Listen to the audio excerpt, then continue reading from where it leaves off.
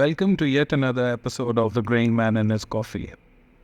It's great weather outside. It's a shame I'm stuck inside, but the coffee is here as some consolation. Well, today it's a very interesting topic, and if you are a D2C founder, I'd love to have your thoughts on it in comments so you could reach out to me directly. Over the last year, something has drastically changed in the D2C landscape. And one of the most important changes is that suddenly there's a lot of announcements of D2C brands, digitally native D2C brands, starting omni-channel, owning and operating their own stores, or suddenly going for an offline strategy. Part of it is that they want to control their burn because the customer acquisition cost online is pretty high. The marketing costs are pretty high. You eventually end up giving 35 to 40% to Facebook and Google. So once you build a brand, it makes sense to be available at more customer touch points.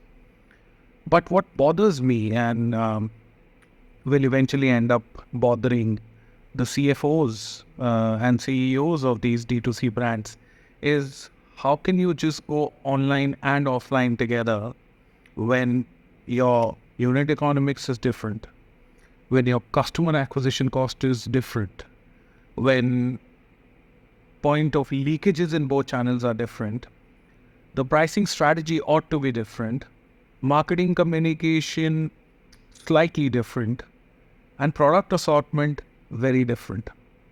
So how does suddenly there's this gravy train heading towards omni-channel with virtually every brand joining the fray in renting retail spaces and announcing going omni-channel with unit economics not sorted out in the online arena yet. So it's very confusing. Why are brands doing it? Why are founders doing it? And if you are a founder, you ought to ask yourself this. Am I doing it to make my brand more successful, more visible, to limit my customer acquisition cost and burns and become profitable? Or am I doing it because it's yet another buzzword, VCs like it, and I desperately want to raise another round of funding? The answer, my friend, is with you.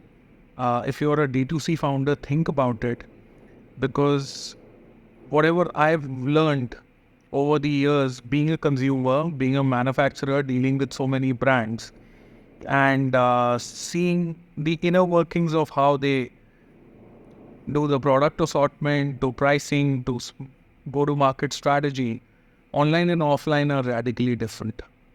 So think about it, let me know. And if you're a consumer, it's just an interesting nugget for you. Bye-bye.